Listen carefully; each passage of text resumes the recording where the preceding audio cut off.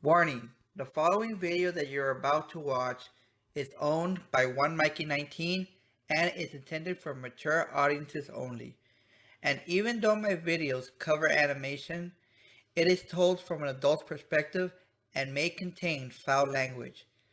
If this video is uploaded on another YouTube channel, any video, whether it be a small clip or any of my reviews, it will be flagged down by me if I see it without my permission.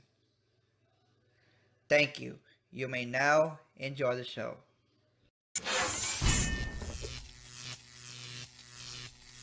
Hey guys, 1mikie19 here, and welcome back to Octoberfest. Today, I'll be taking a look at one of my favorite Nicktoons ever, and that show is Aaahh Monsters.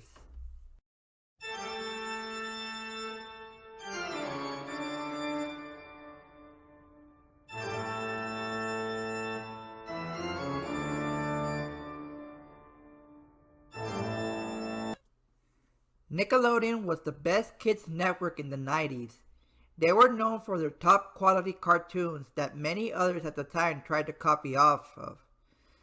The one cartoon that many cartoons tried to copy was Ren and Stimpy. Back in the 90s, cartoons that featured grossed out humor, fart jokes, and weird animation was the shit, and Ren and Stimpy perfected on it. While at Nickelodeon, I did mention that many people refer to Rocko's Modern Life as a Ren and Stimpy clone.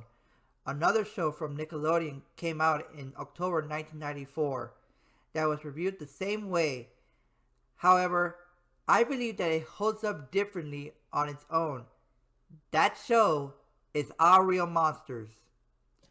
Created by Klasky Shupo, this show is about three young monsters. Ickis, a red rabbit looking monster, Aaahh, a black and white stick, and Crumb, a smelly monster that holds his eyes.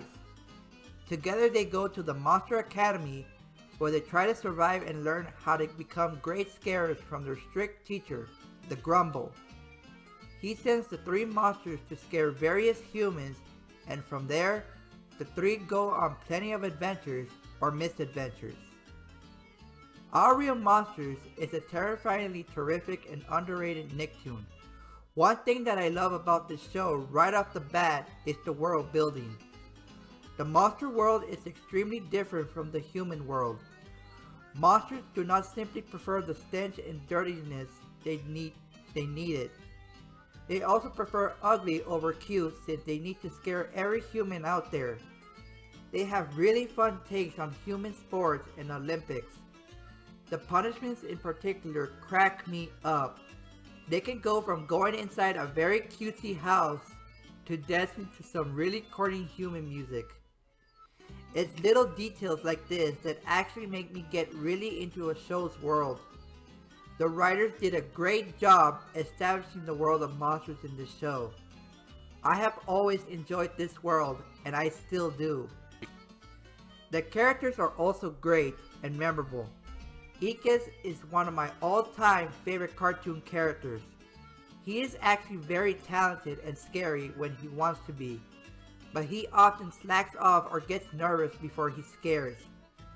He deep down just wants to prove that he really is a scary monster who can live up to his dad's name and not just some cute bunny rabbit. What I love about him is that he is a deeply flawed and relatable. He is not the nicest character, but he has a heart of gold.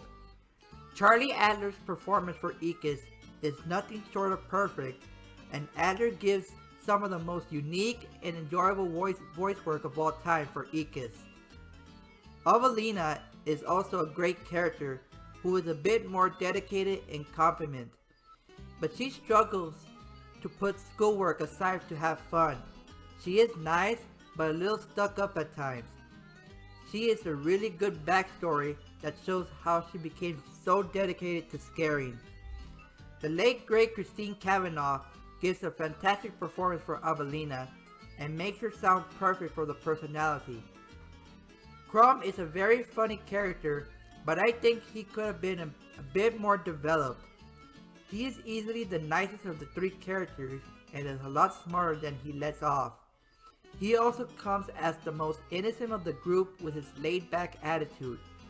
He is mainly a very funny comic relief character, but he does have some great moments with Ikis and Avelina. David Eccles does a great job capturing Crumb's personality. This trio of characters is fantastic and they have great chemistry with each other. Their teacher, the Grumble, can be best described as the Gordon Ramsay of monsters. He belittles his students and calls them names, and he even goes to extreme measures to make sure they learn. But he is a good teacher who does what he can to teach his students, and he will go at great lengths to protect them. The best part about him is that he almost never lets his students off easily when they did something wrong.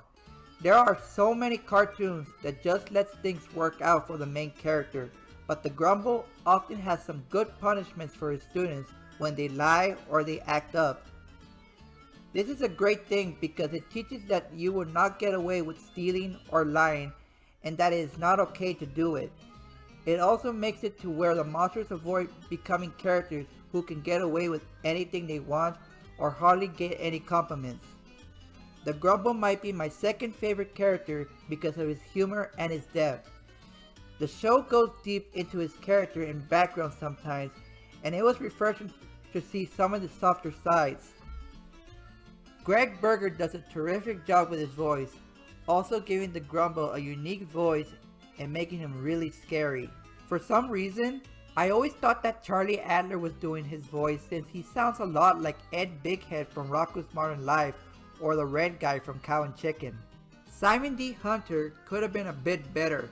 He is the crazy character that is supposed to be the main antagonist, but he is only in 7 episodes. In a way, he feels like the predecessor to Mr. Crocker from the Fairly Odd Parents. He is the crazy guy who would do anything to prove that monsters are real. He has plenty of funny moments, and the episodes he is in are really good, but he just felt very one-dimensional because they didn't give him enough to work with. Nonetheless, Jim Belushi gives a fantastic performance that captures his insanity and wackiness. Zimbo, however, felt more like the antagonist. He is a bee-like creature who is a dirty coward that hides behind the snores to look down upon everyone else. He was the most unlikable character, but he is supposed to be. He made for a good antagonist, and it was always satisfying seeing him get what was coming to him. Tim Curry's performance as Zimbo is excellent. He sounds a lot like Professor Calamitous from Jimmy Neutron.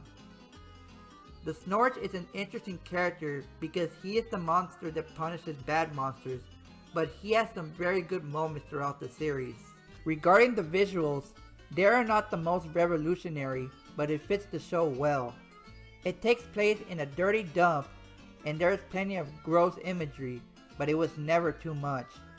The animation is pretty smooth, and it gets much better as the series progresses. The best looking scenes are during the scares. Those are really cool scenes, and they look great. It's a very fast-paced show, and the animation represents that well, but it slows down when it needs to. The designs for the monsters are great. They are very creative and diverse. They are weird, but they are very endearing. Each monster has their own unique trait or abilities. Each episode is really fun, and there is a really good balance between dark and intense and lighthearted with the episodes. There are several episodes where the 3 monsters must get out of their comfort zones, and not only are their flaws challenged, but also their strengths. Their friendship is also challenged, particularly with Ikis and Avelina. The conflict makes this show. There are also some neat lessons in the episodes that I didn't catch when I first watched the show, dealing with friendship, appearance, and discipline. In conclusion, Our Real Monsters is an awesome show. It deserves so much more respect than it gets. When I rewatched it, I was worried that I would think of it as another show that I cringe at the thought of liking it as a kid. But I love it more than ever now. I'm still a fan of this show, and despite some flaws, it is still one of my favorite animated shows of all time. It is absolutely worth checking out today. Until next time, I'm 1mikie19, and I'm signing out.